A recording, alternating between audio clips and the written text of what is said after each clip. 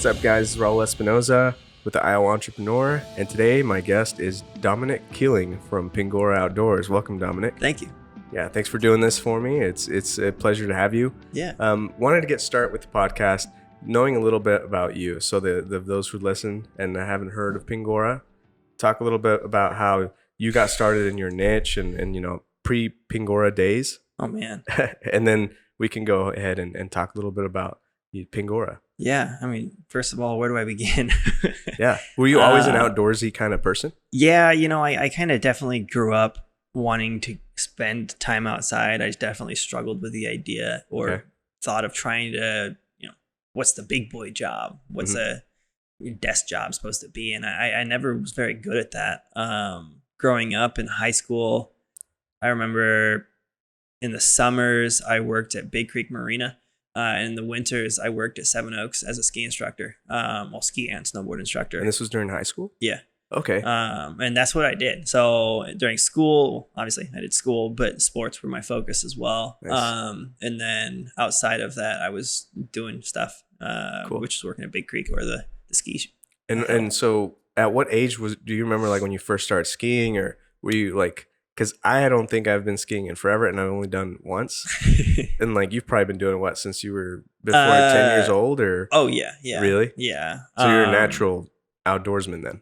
I would say that. would Yeah. say? Yeah. I guess the earliest photo that I remember is a photo of my dad, like in this like very bright 80s jacket. It was red with like blue and green accents on it. And there's a photo of him doing like the pizza, and I'm between his legs and he's holding me skiing. And I don't know how tall I was, but my head was below his waist still. Okay. So I was still very little at that point. That's wild, man. And it just, spiraled out of control from there. Yeah. So you started off like teaching and training people how to do, skiing. What else did you teach them how to do? My focus was working on the bunny hill, educating people through 15-minute mini lessons, and then doing private ski lessons as well on the mountain. Okay. So that was what we did on the ski hill, and we would go over all the basics from, pizza, French fries sort of thing to carving and turning. Yeah. My focus was to get people off the bunny hill as quickly as possible, because it's just, you can learn a lot more once you're confident. And what I wanted to do was build confidence on the bunny hill first, and then get you onto the bigger run. Nice. So that you can make a few more turns. Cool. The joke I always said about Seven Oaks when we were there was, it was, 30 seconds down and 3 minutes up. So it was 6 times longer to go up than it was to come down. That's crazy. So the more turns that you could get, the better. So while you're doing this at Seven Oaks and going through high school, could you see yourself, maybe I could do this as a living, or what kind of spawned your entrepreneurial spirit? You know what I mean? Oh gosh. I've always wanted to run my own business. As when I was very, very little, I owned, lawnmower businesses, or lawn care businesses. And then I remember when I was really little, one time I decided that I wanted to buy an electric scooter, and it was the ones that you would sit on that were really cool for a little while. And I decided that I was going to start a lemonade stand. And in one summer, I managed to buy one for myself. It was like a $500 scooter. And it was like, that you could do that. What 10-year-old's going to do that? Yeah. And that was kind of, a very eye-opening moment of, if I work hard, I can get what I need and what I want. Yeah. There's always a thing that I heard it from Robert Kiyosaki. He's like a serial entrepreneur that I've read his books. And he always talks about, don't say, I can't afford that ever. Just think, how can I afford it? Right. And that's kind of the good mindset to have at that young age, which is really awesome. And then my next question was going to be, since you've kind of had that when you were younger, do you think an entrepreneur is just, it comes in its own nature, like, or they can be taught something, or is it something you're just born with? I think it's an innate mindset. Anybody can become an entrepreneur, but to be natural with it, I think that you're definitely born with it, with a certain perspective and mindset of wanting to do it. Yeah, 100%. Being able to be stable-minded through the instability and the ups and downs of business. Yeah. You've got to be ready to handle it. I know a lot of people who just wouldn't be able to, because they're very linear with the way that they think, and that's just not for them. And it's not a bad thing. I mean, still question how I handle it. It's an anxiety filled kind of business, really. Yeah. And it can be lonely at times. But I think I agree with you. I mean, when I was little, I would sell my Pokemon cards, and because they were just so big back in the 90s when I was in elementary school. Mm-hmm. And I would go and trade for the best ones with what I had. And then I would sell the best ones that I got. Yep. Because they were the most valuable. Mm-hmm. And it wouldn't do me any good trading down from I don't know. I just figured it out like 8 or 9 when I was 8 or 9. Always with that sort of like things that kids were always looking at, liking. And right. So I agree with you. It's kind of like it's not that you just want money, I think. You just like want more, you could see yourself, I always envisioned myself with a briefcase and kind of a businessman with a tie, and that obviously never happened. But I knew I wanted something different, Right. I wanted to own my own business young too. And so that leads me to my point. How did you create Pingora? Oh man. So Pingora kind of evolved from this creative idea that I wanted to build and run an outdoor adventure company. Nice. Originally, what I wanted to do was to do it with a website, and then we would, have a van, and we traveled the country, and we would, sell in the van, and then we would guide trips as well. Okay. But what ended up happening was that I quickly learned that Iowans are very, very, they think about things in a very tangible way where they want to see, feel, and touch it. And Sure. Iowans also firmly believe in local. And if you're not physically here, where are you and how are you going to become something? And when I made the first jump to open our first retail store, it was weird how quickly things changed. Yeah. Well, it's just been, I think, 3 years from what I saw on your social media. Yeah. That's wild. I thought it was longer, honestly. No, 3 years. We were about 6 months as just a website, and then 9 months as a retail store in the second story of an office building, which that's a whole nother story. I'm pretty sure I've seen you when you first moved here. I'm Yeah. like, where did I see him before? It was by Hy-Vee, right? Yeah. Over on 5th Street. Yep, right across the street from That's there. wild. And that was kind of a unique moment when actually my brother called me. I was like, Dom, I want to expand, but I don't need all the space. I know you need something, but it'll get you out of your house. And it was a, what was it, 400 square foot space that we started in. Wow. And I told myself, at that time, it was like it's do or die. We either go for it or we pull the plug and say, this was fun while we tried. And I said I had 6 to 12 months to do it. And I managed to prove that it was viable within 9 months and relocated. Good. Well, and it's nice too that, as entrepreneurs, we risk is sometimes very high. Mm-hmm. And having the benefit and advantage of being young helps because you can make mistakes. Yeah. You don't want to, but you can make mistakes and at least not have no regrets, and you tried it. Yeah. But it's nice that it was successful this time for you. So far. And yeah, knock on wood, right? And so then you moved into Uptown. Yep. And that was now 2 years? Gosh, 2 years ago, yeah. 2 years ago. And for you listeners and watchers out there, he is in Uptown Ankeny on Southwest 3rd, right next to Cherry Street. Yep.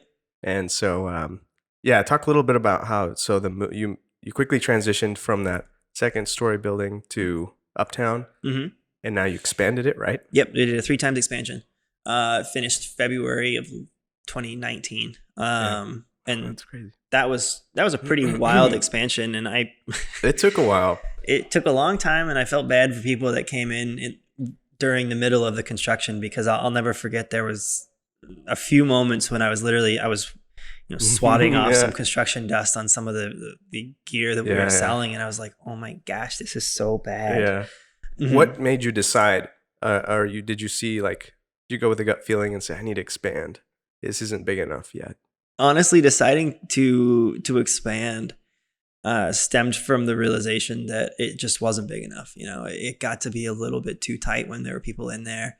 I never planned on having a 600 square foot store anyway. I mean, who wants a small store? I like options and variety for people. I also want people to feel as though that they're welcome to come in and hang out. And in a small space, there was never anywhere for people. Did you have dressing rooms in the prior space? We did. You did? Okay. Sort of. Okay. But now you have legit nice dressing Yeah, rooms. there's a beautiful changing room now. Nice. The one that we had before, I was very creative, and it was actually in the hallway on the exit door out of the space. And what it was on one side, there was a door that went to the bathroom. And then I actually built this pallet wall that covered the exit door because the space was small enough. You didn't actually need an exit door. And then I put a curtain rod up in that hallway, and that was our changing room. And the moment when I quickly realized that I needed a bigger store and a changing room with a real door was when my niece was there with my sister-in-law, and she was running in and out of the changing room as my sister-in-law was trying to change. And that got to be weird because there was another couple in there that were asking about bras for their high school daughters. And we're like, okay, we need doors. We need a bit more privacy. Yeah. Cool. Awesome. So you expanded, how much more feet you said, was it? We went from 600 square foot up to about 2,000. Wow. And do you include all the like grass next to you, the area, the land next to you? For square footage that we have? Yeah. No, that's not factoring in any of that. Cool. So with the expansion, we also pivoted part of the entrance to cater towards the High Trestle Trail. Cool. Well, now that you're done your expansion, what is Pingora bringing to the table for the community? Like you have the trail right next to you. Yep. That's really important. So I want to ask you about the trail and how that's affecting your business. Oh, it's crazy. I mean, when I decided that we were also going to offer bike rentals, it was like the most mind-blowing thing. I meant to get a visitor's book for people to sign when they came and rented bikes. And we literally last year got people from every part of the country. I had people from California through to Boston and all over the Midwest and Texas and all of this. And it was like, how did you find us? Like we weren't doing any advertising for bike rentals on the bike trail. And it also, at the same point, I was thinking, why Iowa? Why the bike trail? Like what's really intriguing you to come ride this trail? And granted, it's my backyard, like literally my backyard. And so it doesn't seem that special, but to some people, that's the craziest thing. It's a hidden gem. It's a huge draw. Yeah. Yeah. The High Trestle Trail is incredible. I mean, we rode a trail in Oklahoma after, we just started biking last year, and we take it for granted, man. This is a nice trail. Oh, it's beautiful. Where I'm from, the trail wasn't that nice. I'm sure there's nicer trails too elsewhere, but this is a beautiful trail. And I think that people start seeing that, especially avid cyclists, and they swing by, and then maybe it's a good start for their family that don't ride with them, because it's a life-changing thing as cycling.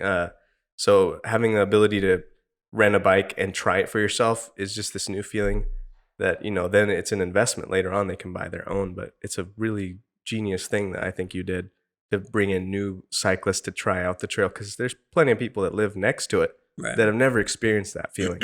Actually, it's weird how many people that live within a small radius have come and rented bikes to go and ride the trail. I didn't expect it. Really? That's awesome. So you're bringing in that's something new to all these families, which is awesome. It's pretty cool. Yeah. It's fun. Cool. Yeah. And then, so you have the trail right there. What about your tours? Like so what do you do as far as taking people to places to see, right. Yeah. So we guide trips, all around the Midwest right now is kind of how I explain it. Okay. Within reason, I kind of draw like a 10 to 12 hour radius of Iowa, and that's where we kind of lead trips to. Okay. Our focus for the past couple of years has been climbing and backpacking. I'm gonna just keep it in that focus for a little bit. Yeah. That's just been what we've been really good at. So John is my head or lead climbing guide, and he's done so much stuff. I mean, it's crazy. He's climbed Rainier and Denali and Mount Everest and all of these huge mountains. And now he's back here and he's bringing that same skill set to us. And we're able to then have somebody with such an incredible resume of experience to go and teach newbies how to go do things and to not be afraid. And that, to me, Pingora, the whole point of it is to take you from ground zero all the way to wherever you want to go. And we help to educate you through the whole process. Awesome. And that's what our trips are about, is to help inspire you to feel like you can go and do it on your own. What's the most recent trip you've taken in the Midwest? Most recent trip was a backpacking trip that we did back in October, down to Arkansas. Nice. sometimes the trips go perfectly and sometimes trips don't go perfectly. And this was one of those moments when I was able to kind of talk to everyone about, making a safe decision for the group. We got hit really hard with some crazy weather, and we had to pull the plug, and we backed out. We were 8 miles into the trail or something like that, and we had to turn around and hike back out of it. Wow. So it was just raining on us all day. We were supposed to cross 3 rivers that day. And normally these rivers are supposed to be streams where you could step on the stones to cross. And you just had a bad feeling about it. Oh yeah. I mean, this thing turned into a full raging river. It was, my palms were shaking. And I didn't expect that. So, well, I'm sure at the time people were slightly confused, but then ultimately very grateful that you're willing to make that decision. Yeah. There's a great quote from Jovan Chenard, who was the owner of Patagonia, and he goes, a trip becomes an adventure when something goes wrong. And those are the most memorable ones. And they're the ones that you learn the most from, and you learn the most about yourself and how to not only keep yourself safe, but keep everyone else safe as well. Awesome. And to me, I actually think very fondly to that trip, even though most people are like, oh, we didn't get it to the end. It was like, actually, but we taught so much more, right? And to me, that's what a trip is for, is if I can inspire you to feel comfortable to go and do this on your own, I want to show you what's the worst possible scenario and know when where the line is in the sand when it's too far. Yeah. And that's what I was able to do with these ladies. And it was cool. I mean, that's awesome. On a personal trip, would I have maybe questioned going across? Yeah. But at the same point, I didn't do it, and I was able to educate people on that as well. Well, and when you're traveling with these people, not all of them are as experienced as you and your crew. No, not at all. So that's why you have to take those into play. Yeah, I think that's awesome. Yep, that you're able to do that. Very cool. Anything new going on this coming year for Pingora for 2020? Yeah, we've got a few ice climbing trips coming up. First one is at the end of this month to northern Minnesota, which will be really cool. Nice. And then the following, I guess in March, we have a ski trip, which I'm really excited for. So skiing used to be something I used to do as a job, as an instructor. And then in college, I used to ski competitively. So if I can bring skiing back into it a little bit, I would love to. And this is going to be a mountaineering and skiing based trip with the focus of educating people on how to telemark or alpine tour ski. It's a different kind of skiing. Okay. And then we're going to use that skill set and then go climb a mountain as well in the winter. So it'll be super fun. That's sweet. Yep. Would you say skiing is your favorite outdoor activity? Oh, gosh. Maybe because of the rush that I get from doing it still. It's just... Is it different than snowboarding, you think? Or is it somewhat similar? Or... It's impossible asking a skier to compare it to snowboarding. Sure. Yeah, I'm neither, so that's why I'm wondering. No, you're good. Skiing to snowboarding, it's probably going to have a very similar feel to those that love the activity. For me, I ended up making the big decision that I was going to focus on skiing rather than snowboarding. Okay. I like it more. I think it's funny because when snowboarding, you can catch an edge so hard it'll toss you right on your face. Gotcha. Skiing, you can yard sail, so that's the joke about the two between them. Skiing feels more natural for me and it flows better. But in the end, it's just a personal preference. Yeah. Well, for those watching and listening that are local to Iowa, central Iowa, where can they find you if they've never heard about your business and they want to come visit and try out some trips or maybe look at your gear? Yeah. So we have a website. It's pingora.outdoors.com. That's going to be the best place to learn about kind of the happenings of what's going on. But that being said, Pingora online via Facebook or Instagram will be the main places to check out what we have. And then we also have our retail store here in Ankeny as well. Yep, and they can subscribe to your newsletter to find out your next trips and that sort of thing. We've got a newsletter you can sign up on Facebook or on our website. Okay. And before we end with my last question, what kind of equipment and apparel do you have at Pingora for those listening? They can so we've got basically all of your outdoor gear, right? So all of your hiking and climbing gear that you need, and all the winter gear that you may need for right now because it's cold out. Sure. And we also offer rental equipment. So for anybody who's going on a backpacking trip or whatever else that they have coming up, we have the equipment to try and help introduce you to that activity without having to spend more yourself. Of course. I firsthand know that it's very expensive to go on a backpacking trip for the first time. And so many people are terrified to do it because they're like, man, that's going to cost me thousands of dollars.